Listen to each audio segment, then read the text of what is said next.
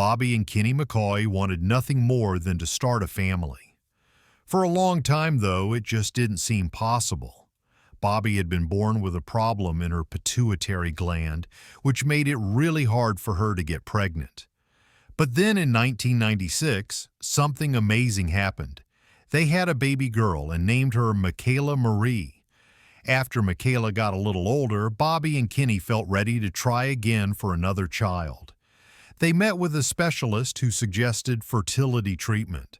The plan was to use a medication called Metrodin, which helps women ovulate and increases the chances of getting pregnant. They honestly didn't know what to expect from the treatment, but when they went in for a routine checkup, the doctor gave them news that left them speechless. They weren't just expecting one baby, they were expecting 7. It was the first time they'd even heard the word septuplets. While the news was incredible, it also came with a lot of serious risks for both Bobby and the babies. One of the doctors told them about something called selective reduction, a medical option where some embryos are removed to give the others a better chance. Bobby and Kenny were overwhelmed with all the emotions and tough choices in front of them. After thinking hard about what this meant and what they were risking, they decided they were going to move forward with all 7 babies. No reductions. They were going to have septuplets. Even though they felt confident in their decision, not everyone agreed. Some people spoke out, saying it wasn't right to go through with such a risky pregnancy. But Bobby and Kenny stood by their choice. And as word got around their hometown of Carlisle, Iowa, the community began stepping in. No one had ever seen a case like this, and folks quickly realized the McCoys were going to need as much support as they could get. The support that poured in after the big announcement was unbelievable. People sent stacks of diapers, offered free nanny services, and even donated a year's worth of mac and cheese. Someone even gave them a van big enough to fit the whole growing family. Bobby and Kenny didn't really know how to express how thankful they were. It was all a bit overwhelming, but then they were given something they never saw coming. A 5,000 square foot house completely gifted to them. And just when they thought that was the last of the surprises, they also received a full year of groceries. As the due date got closer, the nerves naturally kicked in. There were so many unknowns about this kind of birth, and the risks were real. Even with the anxious moments, Bobby and Kenny mostly felt hopeful and excited. They were getting everything ready when suddenly on November 19th, 1997, Bobby had to be rushed to the hospital. The babies weren't due for another 9 weeks, but they had decided it was time. There was no question Bobby had to deliver by C-section. In just 6 minutes, all 7 babies were born. Their family of 3 suddenly became a family of 10. There were 3 boys and 4 girls. Kenny Kenneth Robert, who was the heaviest, Alexis May, Natalie Sue, Kelsey Ann, the tiniest, Nathan Roy, Brandon James, and Joel Stephen. It was hard to keep track without name tags. It was incredible that all 7 babies survived the birth. Still, there were a few early health concerns. Lexi had a muscle condition that made eating painful for her, and Natalie struggled with acid reflux, which also caused her discomfort when feeding. Hearing about 7 babies being born is one thing, but being part of the hospital team that helped bring them into the world is something else entirely. 2 days after the birth, the entire medical team gathered for a photo to remember the moment. Once word got out that Bobby had gone into early labor, reporters swarmed the Iowa Methodist Hospital Center in Des Moines. The parking lot was packed with media crews, all eager to cover the story. But they were in for a long wait. It took 3 months and 10 days before Bobby was finally cleared to go home. When it was finally time to leave the hospital, Bobby and Kenny didn't walk out on their own. A team was there to guide and protect them from the crowd of reporters waiting outside. Once they safely reached their new van and pulled out of the hospital parking lot, the police took over to make sure they stayed protected. At home, officers kept watch outside their house to make sure the family could settle in peacefully, at least until they were able to move into their new place. That big move finally came, and it wasn't just any move-in day, it was a big celebration. The McCoy family officially moved into their 5,500 square foot home, and it came with a ceremony. Everyone gathered inside the garage as Lloyd Clark, the chairman of the Clark Company, proudly handed over the house keys to Kenny. Smiles were everywhere. Then in December 1997, Bobby and Kenny got a surprising call. Time magazine wanted to feature their story. That's when it hit them. Their septuplets weren't just known in their small town. The story had spread across the entire country. Though dozens of news outlets had shared their story, very few had actually been there to cover it firsthand.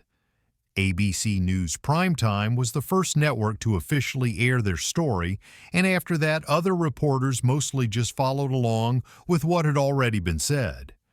With all the attention, some criticism was inevitable. A few people even accused the couple of harming the environment by having too many children. But through all the negative comments and harsh opinions, Bobby and Kenny stayed grounded. They knew what really mattered. And at some point, they realized it was time to step away from the spotlight. They decided they would only make public appearances for the kids' birthdays and not beyond that. It was the Dion quintuplets who helped them come to that choice. Born in 1934 in Ontario, Canada, the Dion Quints had grown up in a very difficult and public way. They'd been put on display, treated like a tourist attraction, and it had caused real harm. Their warning hit home for the McCoys, so Bobby and Kenny shifted their full attention to home life and raising their kids. There were plenty of new challenges to figure out. Laundry alone became a daily mountain of work. They were doing about 17 loads every single week. To keep up, they ended up buying 2 washers and 2 dryers. And if that sounds intense, the diapers were on another level. On average, the septuplets went through 52 diapers a day and drank 42 bottles. Taking care of the septuplets was physically exhausting for Bobby. She had to pump breast milk for all 7 babies herself, which meant producing 4 to 5 gallons every week. She kept it up until the babies were 3 months old. Potty training had been pretty smooth with Michaela, their oldest, who got the hang of it in just 4 days. But trying to potty train 7 toddlers at once was a whole different story. Bobby and Kenny knew it was going to take a couple of months at least, and they were ready for that. There was no way 2 people alone could care for 7 babies and a toddler. Thankfully, help came from everywhere. Friends, family, and kind-hearted volunteers all stepped in to lend a hand. People helped with feeding, diaper changes, cleaning, and just playing with the babies. Some helpers were unexpected, like the construction workers working on their home. During their breaks, they'd happily take turns holding the babies and helping out however they could. The support they got from the public was amazing, but the help from family meant even more. Bobby's sister Michelle was often there, laughing and playing with her nieces and nephews. Overnight, she'd become an aunt to 7 babies. And while around 70 volunteers helped out over time, there was one little helper who truly stood out, Michaela Marie. Even though she was still young herself, she loved feeding her baby siblings and spending time with them. Having all that support was a blessing, but it didn't erase the very real challenges. One of the biggest was money. With 8 little ones in the house, expenses added up fast. To manage, Bobby and Kenny decided to start buying in bulk, which helped them cut their grocery bill down to around $300 a month. Even though neighbors had gotten used to seeing the septuplets around, they still turned heads every time someone took the kids out in their extra-long stroller. It looked more like a stroller limo than anything else. Bulk shopping was only the beginning of their savings plan. They also built their own vegetable garden, which made a big difference. It gave them fresh food straight from their yard and helped stretch their budget even more. But no matter how well they planned, raising 7 babies at once came with its own set of nonstop responsibilities. Regular doctor visits became part of their routine. After all, this wasn't raising 1 child, it was raising 7, all the same age, all at once. so the septuplets were always under close care and regular checkups. Everyone says breakfast is the most important meal of the day, and for the McCaughey septuplets, it quickly became their favorite too. And here's something interesting. Did you know babies can have their own language? It's actually a real thing called cryptophagia. It's a made-up language used by twins, triplets, and yes, even septuplets to talk to each other in ways no one else can understand. The McCaughey kids had that connection. They'd chatter away in their own little language, and even their parents couldn't always figure it out. Every birthday, the septuplets had felt like more than just a party. For Bobby and Kenny, it was a moment to reflect on the incredible gift they'd been given. These birthdays were filled with joy, but also deep gratitude.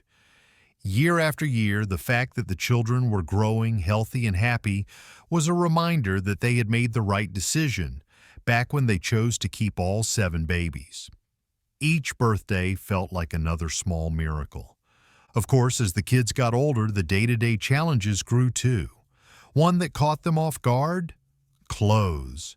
Just because the septuplets were all the same age didn't mean they all wore the same size. Keeping up with their clothing needs became a full-time task. Michaela's hand-me-downs weren't nearly enough to go around. Thankfully, the children's clothing company Carter's stepped in and generously offered to provide clothes for the septuplets until they turned 5. Even as time passed, the buzz around the family never really faded. That became especially clear when President Bill Clinton personally called Bobby and Kenny to wish them well. A few years later, they also had the chance to meet President George W. Bush. But Bobby will always remember that first phone call. President Clinton told her, "When these kids all go off to school, you'll be able to get a job running any major corporation in America. You will be the best organized manager in the United States." That moment stuck with her. It wasn't just the presidents who were curious about the septuplets. Iowa's Governor Terry Branstad also made time to meet the family. And while he was excited to meet them, one of the septuplets was just as excited to meet him. And of course, no birthday is complete without cake and candles. But when the septuplets turned 4, Bobby and Kenny made a different kind of decision. Instead of 7 cakes, they had 1, with just 4 candles. They wanted to teach their kids a simple but important lesson: sharing and being thankful for what you have. It probably won't surprise anyone that each of the septuplets had their own distinct personality. Every child brought something special to the family. Kenny Jr. was known as the family clown, always joking around. Joel and Natalie were the quiet ones who loved to read. Brandon was known for being the bravest, and also the most stubborn. Out of all the kids, Kenny Jr. really stood out. He earned the nickname Pint-Sized Explorer because he was always off getting into places he shouldn't be. He was definitely the most mischievous of the bunch. Bobby and Kenny had their own way of describing each of their children. Alexis was sweet and always very aware of her surroundings. Joel was thoughtful and stayed pretty quiet. Kelsey loved sports and had a real sense of style. Kenny Jr. was always full of energy and drive. Nathan was determined. Brandon was outgoing and athletic, and Natalie was the one who always aimed for perfection. Even with so much going on, Bobby and Kenny knew how important it was to care for their relationship too.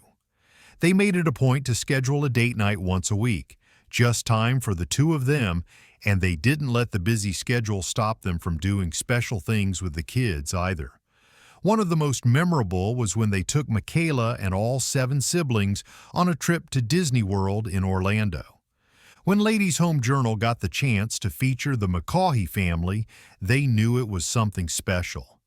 The magazine ran a cover story when the septuplets turned 8, and it ended up helping a lot of other parents. A few years later, in 2001, the septuplets got to meet President George W. Bush. The kids weren't exactly sure who he was at the time, but he sure knew who they were. The occasion called for matching outfits, one set for the boys and another for the girls.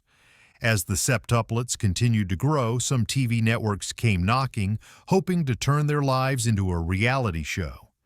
But Bobby and Kenny weren't interested. They wanted their children to grow up just like any other kids, away from cameras.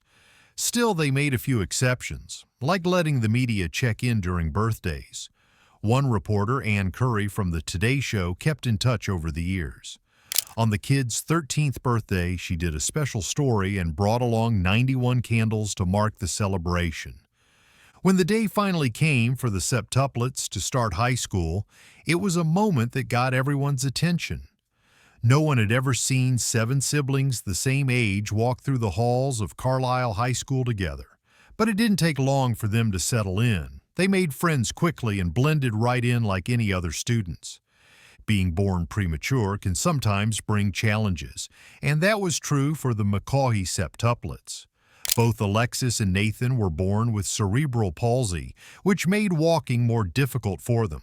But that never stopped them from going after what they wanted. Even though they sometimes used walkers to get around, they were determined to live fully. Nathan especially pushed himself to improve, working toward his goals every day. He once said, "I taught myself how to walk because I really wanted to learn." It's just been getting better and better. Alexis had a more severe form of cerebral palsy, but that didn't slow her down either. In 2013, she was crowned Teen Miss Dreams Made True, and she left a positive mark on everyone who met her. Before anyone knew it, their 16th birthday arrived. It was a big milestone, and an exciting one too, because they were learning how to drive. But driving lessons aren't cheap, and that's when their dad decided it was the perfect time to teach an important life lesson. Kenny wanted his kids to understand that money doesn't just appear, you have to earn it. Kenny Jr. explained to NBC News, "We were taught if we want something, we have to work for it." Even though they had a pretty unique story growing up, at heart, they were just regular teens. Some were starting to explore young love, others got part-time jobs, and a few were already getting behind the wheel. When they turned 18, things really started to shift, especially for Bobby and Kenny. They both wanted to share advice and guidance with each child, but doing that 7 times over wasn't exactly easy. Then came a huge moment. In May 2016, the septuplets graduated from high school. For Bobby and Kenny, it felt almost unreal. Watching all 7 in caps and gowns, it was hard to believe how fast time had flown. After graduation, each of them headed off to chase their own path. Alexis and Kenny Jr. stayed close to home and attended Des Moines area community college. And yes, Alexis graduated at the top of her high school class. Meanwhile, Brandon joined the U.S. Army, proving just how courageous he really was. It had been his dream since he was 3 years old, and now he was finally living it. Kenny Jr. has always been the hands-on type, and once he realized he had a knack for carpentry, he didn't hold back. He dove into it fully and has already completed a few impressive projects of his own. The McCaughey kids were also lucky to receive 2 very generous offers for their education. The state of Iowa said they could attend any public university in the state for free. On top of that, Missouri's Hannibal LaGrange University offered full scholarships to all 7. Nathan, Natalie, Kelsey, and Joel decided to take them up on it. Lexi is another one who's really found her path.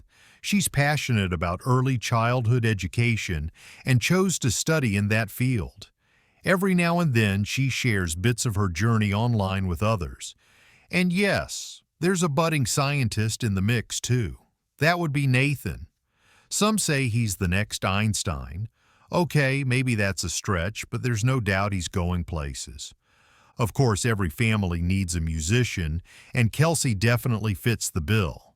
She was in the school band and has real talent, so there's no doubt she'll do something great after Hannibal LaGrange. And wait, turns out Nathan's not the only future scientist after all. Joel is also in that world, though he's focusing on computer science. Then there's Natalie, who's passionate about helping kids. She's studying to become an elementary school teacher and is already on her way to making a difference. As each of the septuplets stepped into adulthood, Bobby and Kenny found themselves in a strange new place. Their once busy home was suddenly much quieter, and that shift wasn't easy. After years of nonstop movement, having space and silence took some real adjusting. Now that we've talked about where all the septuplets ended up, what about their big sister? Michaela Marie went on to study at both Des Moines and Arizona State University. She's now married and has experienced the joy of becoming a parent herself. The miracle has come full circle. Not a single day goes by where Bobby and Kenny don't feel thankful for the life they've been given. They often think back to the early days when people suggested they consider selective reduction, and they know deep down they made the right choice for their family. It's not just that they're thankful they didn't take that path, they strongly disagree with it.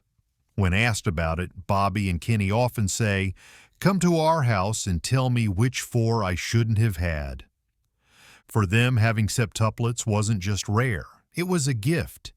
They've always believed it was meant to be. Feeling moved by their experience, they decided to share their story in a book they called 7 from Heaven. It's more than just a book, it's a reflection of the journey they walked together. Along the way, photographers Andrea Melendez, Holly McQueen, and Rodney White captured beautiful moments of the septuplets growing up. Photos that remain cherished family memories to this day. Every year, the kids would line up for their annual photo, one more way to capture how far they'd come. Looking at a collage of those photos, could you tell who's who?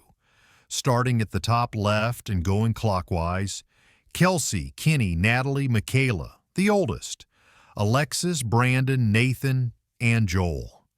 In 2016, years after first meeting them, journalist Ann Curry returned to catch up with the septuplets. She was amazed by how grown up they were. They were no longer the tiny babies she once held stories about. They were young adults heading into their own futures. One question people often ask is, will any of the septuplets have septuplets too? The answer, according to medical experts, is probably not. That's because the fertility treatment Bobby used isn't something that's passed down genetically. Now, more than 20 years later, the McCauley family still looks back with full hearts. When asked if they would change anything, the decisions, the struggles, the chaos, Bobby and Kenny simply smile and say, "No." Their story is more than just about having a big family. It's a reminder that when you believe, stay strong, and keep going, life can surprise you in the best ways. Sometimes it even gives you blessings times 7. If this story touched your heart, don't forget to like, share, and subscribe for more real-life stories that remind us what really matters. Thanks for watching.